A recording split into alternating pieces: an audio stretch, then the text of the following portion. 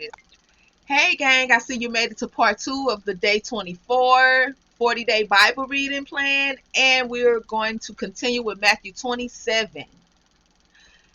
The New International Version. Judas hangs himself. Early in the morning, all the chief priests and the elders of the people made their plans how to have Jesus executed. So they bound him, led him away, and handed him over to Pilate, the governor. When Judas, who had betrayed him, saw that Jesus was condemned, he was seized with remorse and returned the 30 pieces of silver to the chief priests and the elders. I have sinned, he said, for I have betrayed innocent blood. What is that to us? They replied. That's your responsibility. That condemnation, uh, that conviction the Lord put up on him for sinning against innocent blood. Woo, I know he feel heavy. So Judas threw the money into the temple and left. Then he went away and hung himself. The spirit of suicide was upon our guy Judas. The chief priest picked up the coins and said, "It is against the law to put this into the treasury since it's blood money." So they decided to use the money to buy the potter's field as a burial place for the foreigners. That is why it is called the field of blood to this day. Then what was spoken by Jeremiah the prophet was fulfilled. They took the 30 pieces of silver, the price set on him by the people of Israel, and they used them to buy the potter's field as the Lord commanded them. Matthew 27:11, Jesus before Pilate. Meanwhile, Jesus stood before the governor, and the governor asked him, "Are you the king of the Jews?" "You have said so," Jesus replied. When he was accused by the chief priests and the elders, he gave no answer. Then Pilate asked him, "Don't you hear the testimony they are bringing against you?" But Jesus made no reply, not even to a single charge, to the great amusement of the governor. Now it was the governor's custom at the festival to release a prisoner chosen by the crowd. At that time, they had a well-known prisoner whose name was Jesus Barabbas. So when the crowd had gathered, Pilate asked them, "Which one do you want me to release to you? Jesus Barabbas or Jesus who is called the Messiah?" For he knew it was out of self-interest that they have handed Jesus over to him. While Pilate was sitting on the judge's seat, his wife sent him this message: "Don't have anything to do with this innocent man, for I have suffered a great deal today in a dream because of him." But the chief priests and the elders persuade the crowd to ask for Barabbas and to have Jesus executed. "Which of the two do you want me to release to you?" asked the governor. "Barabbas," they answered. "What shall I do then with Jesus who is called the Messiah?" Pilate asked. They all answered, "Crucify him." "Why? What crime has he committed?" asked Pilate. They shouted all the louder, "Crucify him." When Pilate saw that he was getting nowhere, but that instead an uproar was starting, he took water and washed his hands in front of the crowd. "I am innocent of this man's blood," he said. "It is your responsibility." All the people answered, "His blood is on us and on our children." Then he released Barabbas to them, but he held Jesus flogged and handed him over to be crucified. Matthew 27:27, the soldiers mocked Jesus. Then the governor's soldier took Jesus into I don't know how to pronounce that, but you guys see the word, and gathered the whole company of soldiers around him. They stripped him and put a scarlet robe on him, and then twisted together a crown of thorns and set it on his head. They put a staff in his right hand. Then they knelt in front of him and mocked him. "Hail, King of the Jews," they said. They spit on him and took the staff and struck him on the head again and again. After they have mocked him, they took off the robe and put his own clothes on him. Then they led him away to crucify him. Matthew27:32, the crucifixion of Jesus. As they were going out, they met a man from Cyrene named Simon, and they forced him to carry the cross. They came to a place called Golgotha, which means the place of the skull. There they offered Jesus wine to drink mixed with gall, but after tasting it, he refused to drink it. When they had crucified him, they divided up his clothes by casting lots, and sitting down, they kept watch over him there. Above his head, they placed the written charge against him: "This is Jesus, the King of the Jews." Two rebels were crucified with him, one on his right and one on his left.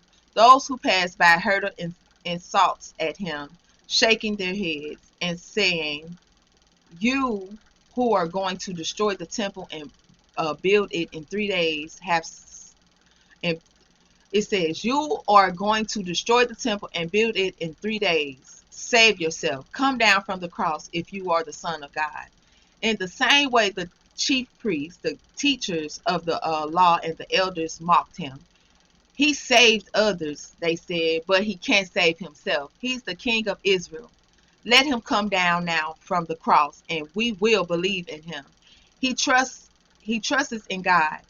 Let God rescue him now, if he wants him, for he said, 'I am the Son of God.'" In the same way, the rebels who were crucified with him also heaped insults on him. Matthew27:45, the death of Jesus. From noon until 3 in the afternoon, darkness came over all the land. About 3 in the afternoon, Jesus cried out in loud voices, "Eli, Eli, lama sabachthani," which means, my God, why have you forsaken me?" When some of those standing there heard this, they said, "He's calling Elijah."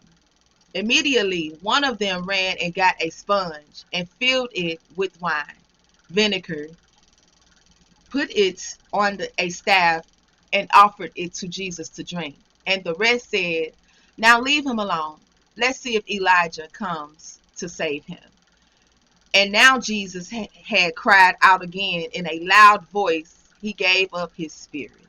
At that moment, the curtain of the temple was torn in two from top to bottom. The earth shook, the rocks split, and the tombs broke open. The bodies of many holy people who had died were raised to life. They came out of the tombs after Jesus' resurrection and went into the holy city and appeared to many people. When the centurions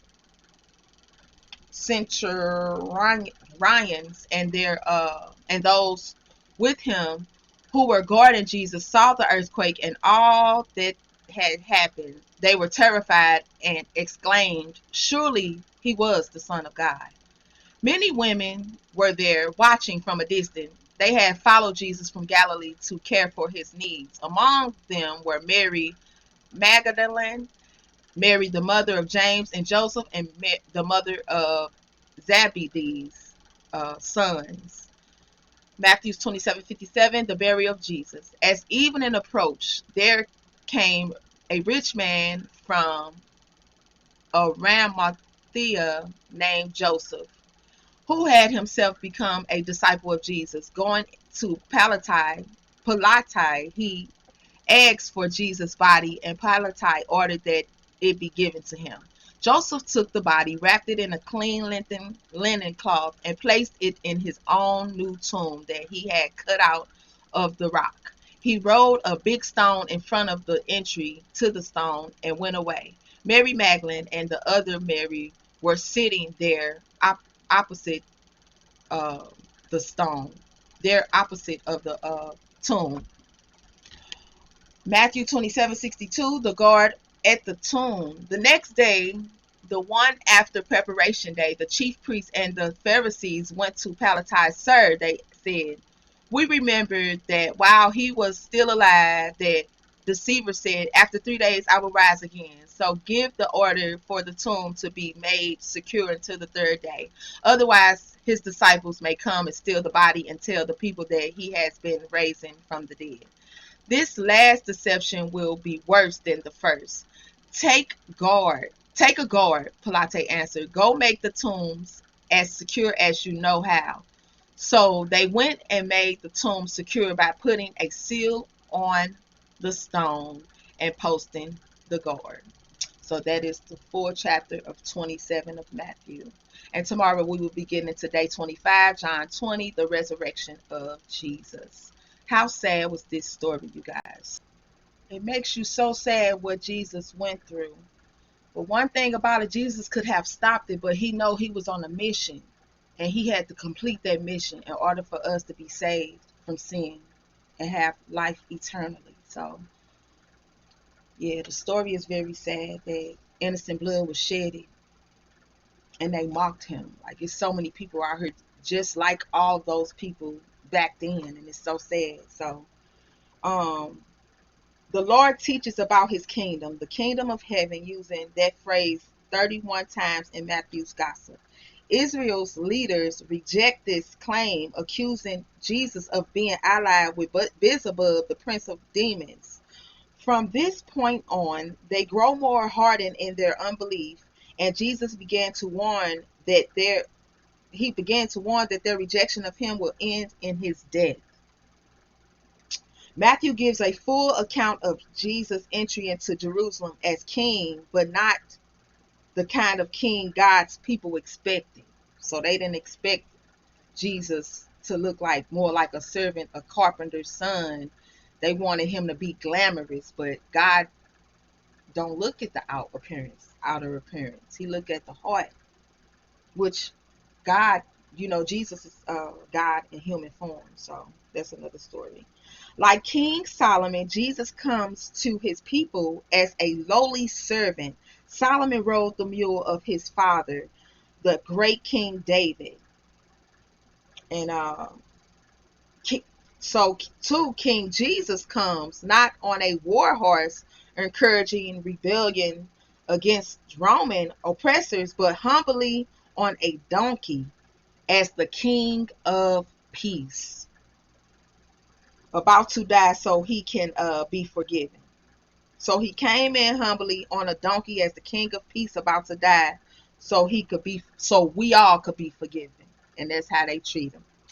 Matthew tells us this humble approach fulfilled the word of the prophet Zechariah, the king of Israel, who would come to his people mounted on a donkey and on a coat, the foal of a beast of burden. So you guys can read the rest of Matthew on your own time, as well as read this chapter again. I know I stumbled a little, but I will get through it. Lord knows I hate reading, but I will spread the good news for my Lord and Savior, so we can save as many souls as we can before Jesus returns.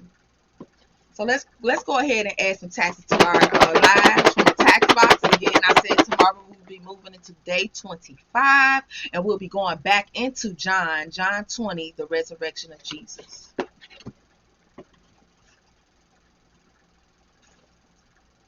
Okay. Ooh, Lord, I picked 2 and the other one dropped.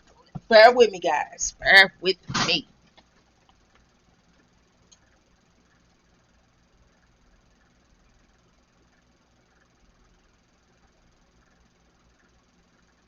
Find it. Oh, there we go.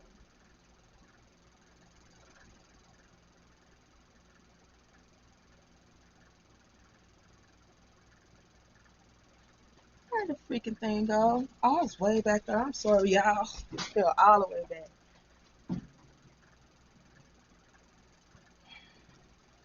We most definitely gotta read from the tax box, and I want to read both of them that God guided me to pick out for you guys. So let's read the first one. First one says, sometimes healing has nothing to do with the people who've hurt you. Sometimes healing is apologizing to yourself for all the stuff you made yourself believe. So sometimes it's not about the people, it's about you forgiving yourself healing yourself, because you can't blame nobody but yourself of the things you've been through. Once you come in agreement with that, the healing process will most definitely start. So learn to take accountable for the things you've been through and the decisions you made, which is okay. We all are human. We all make mistakes. We are not perfect. Just learn from them and try not to re-enter any of those again, those mistakes. And the last one reads, believe in it till it manifests for you. Don't overthink it, how it will happen. Don't worry about it, when it will happen. Just believe it, allow it, and let it flow in it. So yes, my favorite thing as I wait for God's divine timing for his promises to be activated and manifested into my life, I praise, fast, and worship. One day a breakthrough will come through. You should try it. Praise, fast, worship.